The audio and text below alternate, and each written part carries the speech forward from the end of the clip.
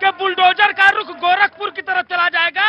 ये देश की जनता और उत्तर प्रदेश की जनता समझ चुकी है कि सुल्तान इतना आक्रामक हो गया है बाबर की तरह कि अयोध्या की तरफ और मठ की तरफ जा रहा है बुलडोजर लेकर के।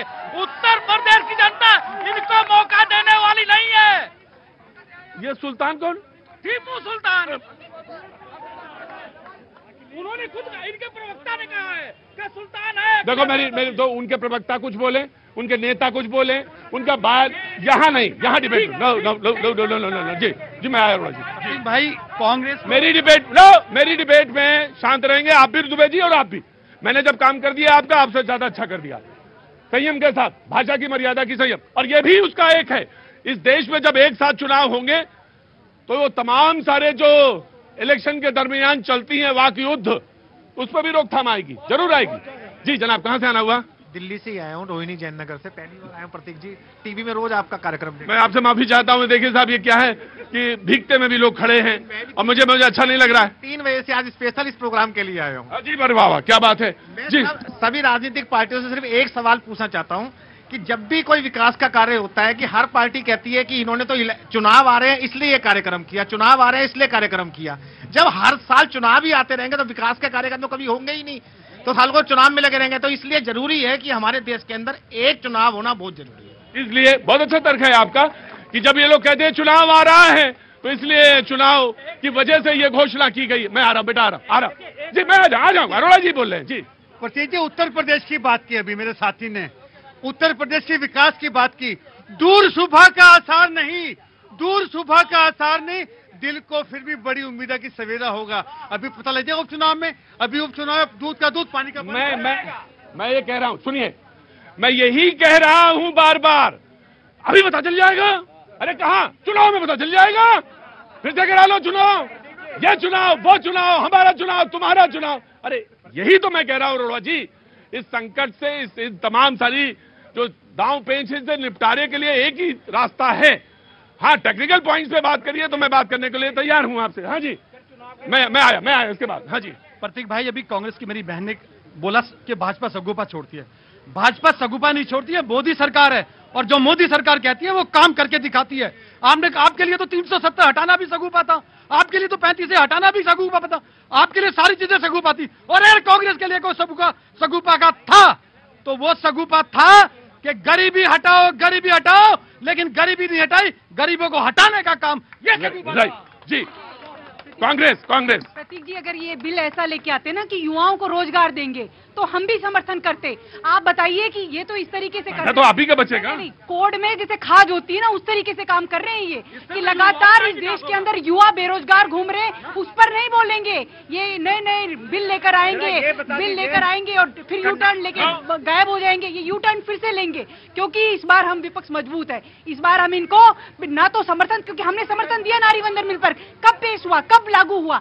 इसीलिए हम कह रहे हैं कि संसद के अंदर आप आइए और हम आपसे सवाल पूछेंगे कि आप युवाओं को बार बार रोजगार तो नहीं देते, लेकिन वन नेशन वन इलेक्शन पे नहीं, वन नेशन ये व्यवहारिक ही नहीं है। ये व्यवहारिक नहीं है। जी, वेरी गुड जी। इनकी बातें उसी तरह है कि बरसात में भी छोटा सा अम्ब्रेला में ही छाहा ढूंढ रही है। मींस युवाओं की बात बेरोजगार की करे। अरे अगर वन नेशन वाला इलेक्शन आएगा तो युवाओं का बेरोजगारी क्या बढ़ जाएगा? अगर वन नेशन वाला इलेक्शन आएगा तो क्या विकास के काम रुक जाएंगे? अगर वन नेशन वाला इलेक्शन आएगा तो क्या आयुष्मान योजना बंद हो जाएगा? हाँ, बंद जरूर हो जाएगा। कुछ लोगों की राजनीतिक रोटी जो स्टेट बाय स्टेट अपनी नीति, नियत, नेतृत्व बदलते हैं, वो बंद होगा। और एक चीज होगा, राष्ट्र प्रथम, अंत्योदय मूल मंत्र। बार बार देश के प्रधानमंत्री कहते हैं और ये लोग भी कहते हैं कि हमारे प्रधानमंत्री तो चुनावी मोड पे रहते हैं, 24 घंटे चुनावी मोड पे। अब इनका चुनावी मोड कहाँ चला गया? अचानक कुछ लग जाएगा। नहीं, अचानक से इनको जाग गई ना, इनको नींद से जागे हैं अचानक, क्योंकि 10 साल से तो हम तो प्रधानमंत्री खुद ही कह रहे हैं लाल किले के प्राचीर से कि नहीं होना चाहिए। तो 10 साल से ऐसी क्या इन्होंने भांग पी रखी है? ठीक। रिक्वेस्ट होगा, 10 साल बार आ रहा है ना कि 10 साल पहले क्यों नहीं लाए?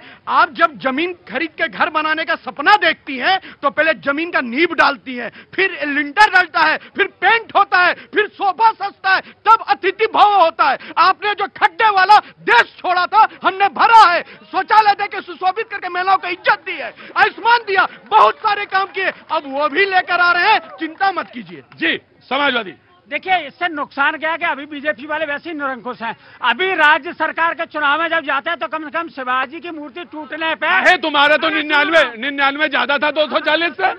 प्रधानमंत्री जी जाकर के महाराष्ट्र में माफी तो मांग लेते हैं, पर अगर एक ही साथ हो गए 5 साल हो जाएंगे, ये पूछ रहे जनता को।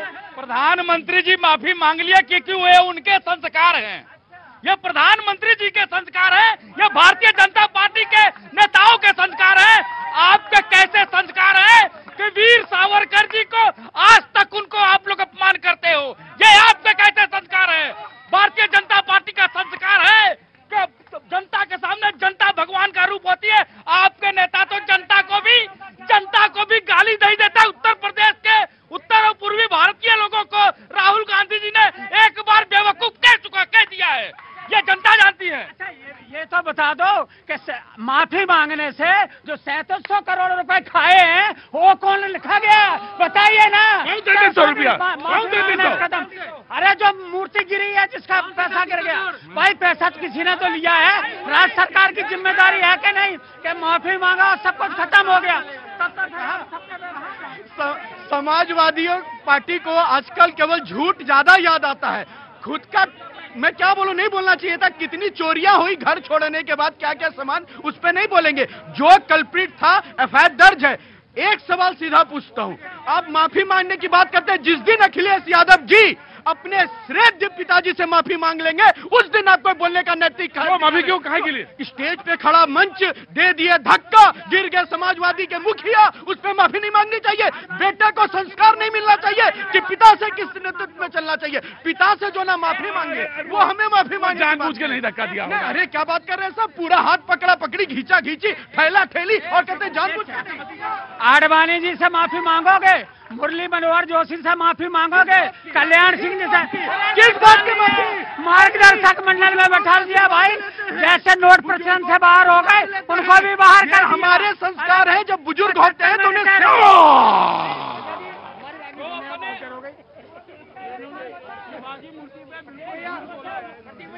रुको यार, तुम्हारा तो तुम तो टाइट हो गए, यहाँ आके खड़े हो गए, तब टाइट हो गए, शराब पी के आ जाते हो तुम लोग जी।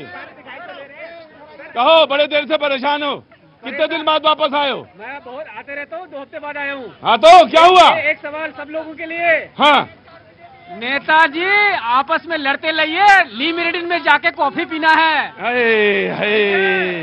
आपस में लड़ते रहिए। ली मेरिडियन में कॉफी खाई पियोगे? ये नेता लोग ली मेरिडियन में जाके कॉफी पीते हैं। हाँ जी, ठीक है। और मेरा जन्म पत्र नहीं बनता है, मृत्यु सर्टिफिकेट नहीं बनता है, ठीक है। नेताजी आप लोग कॉफी पीते। ठीक, मुझे नहीं समझ में आया, लेकिन अगर ये कह रहे हैं कि कुछ नेता जो हैं वो ली मेरिडियन में कॉफी पीते हैं और जनता का काम नहीं हो पाता, तो इनका इशारा इस व्यवस्था पर है कि ये व्यवस्था बदलनी चाहिए। जी जी, पब्लिक को हाईजैक कर लिया है। जी जी जी, ठीक ठीक, अच्छा अच्छा, ठीक है ठीक है ठीक है। खर्चा कम हो जाएगा। क्या हुआ, कहाँ से आना हुआ? हम बिहार से आए हैं, समस्तीपुर जिला से। समस्तीपुर जिला से। काहे परेशान है इतना? परेशान नहीं है। हाँ। मैं ये कहना चाहता हूँ, नरेंद्र मोदी या शीर्ष नेता जो भी है, राहुल गांधी, वो अपने बलबूता पर अगर चुनाव जीत कर बतावे ये गठबंधन क्या होता है। हर एक राज्य में ये गठबंधन। तो 2019 में कहाँ थे? कहाँ हम लोग थे, लेकिन गठबंधन। सवाल लिया मैंने जी। बारिश तेज है थोड़ा, या अगर कहें तो मैं ब्रेक ले लूं, थोड़ा बारिश तेज हो गई। रंजीत जी क्या कहना है, जल्दी बोलिए। देखिए एक बात बता दूं, आप चुनाव लड़ चुके हैं एक पॉलिटिकल पार्टी से आपका कोई नाता नहीं है, अब इंडिपेंडेंट बोलना चाहते हैं, बोलिए जल्दी बोलिए। सबसे पहले तो आपको बधाई। और हमें क्या बधाई, हम तो नहीं टिकट देंगे आपको। आपका शो जो है बहुत अच्छा है, सबको बधाई देता हूँ। हाँ। और एक शब्द पे बोलूंगा खाली, हाँ। करनी और कथनी वाली बात पे, हाँ। उसी में बोलूंगा, क्योंकि आई एम नॉट ए मतलब प्रवक्ता नहीं हूँ किसी पार्टी का, तो मैं एक